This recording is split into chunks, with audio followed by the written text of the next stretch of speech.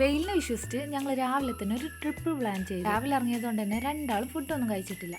നേരെ ഞങ്ങൾ കസിൻ്റെ വീട്ടിലേക്കാണ് പോയത്. അവിടെ ഓരോ ഫാമിലിനെയും കൂട്ടിയിട്ടുള്ള ട്രിപ്പാണ് പ്ലാൻ ചെയ്തത്. ആ രണ്ടുപേരിലും പൊന്തിച്ച് നിൽക്കുന്നത് എൻ്റെ മകൾ Iswa P V and her friend അസരിൻ.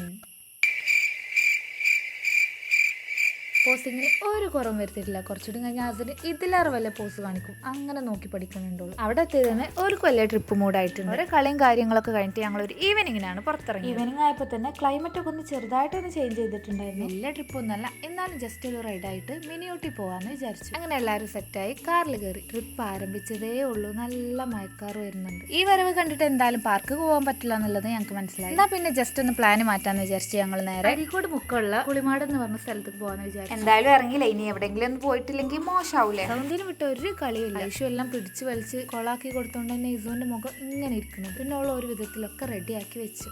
എന്നാലും ആ മുഖത്തിന് ഷേപ്പ് അങ്ങോട്ട് റെഡി ആവണില്ല. കുറച്ചായി ഇതേ പോവാൻ തുടങ്ങിയിട്ടേ. ഇനിയിപ്പോൾ കുട്ടികളോട് എന്താ പറയാന്ന് പോലും അറിയില്ല. അത്രക്ക് മഴയാണ്. ഒന്ന് പുറത്തിറങ്ങി നിൽക്കാൻ പോലും പറ്റും. അങ്ങനെ ഇപ്പോൾ കുളിമാട് എത്തിയിട്ട് ഇപ്പൊ എന്താ സ്ഥിതി?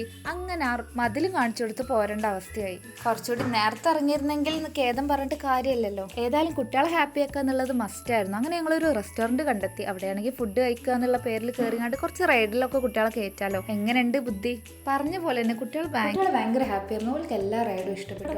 കുറച്ച് അധികം നേരം തന്നെ നിന്നുകൊണ്ട് ഞങ്ങൾ സ്പെൻഡ് ചെയ്തു. പിന്നെ നേരെ വീട്ടിലേക്ക് തന്നെ. സീറ്റിന് മുകളിൽ വേറൊരു സീറ്റൊക്കെ സെറ്റ് ചെയ്തിട്ടുണ്ട് കേട്ടോ ആതിരക്കുട്ടി. അത് ഓൾക്കായിട്ടുള്ള സ്പേസ് ആണ് തോന്നുന്നുണ്ട്. അപ്പൊ ഇന്നത്തെ ഒരു ദിവസം ഇവിടെ വൈകിട്ട് ചെയ്യുന്നു. ബാക്കി നാളെ.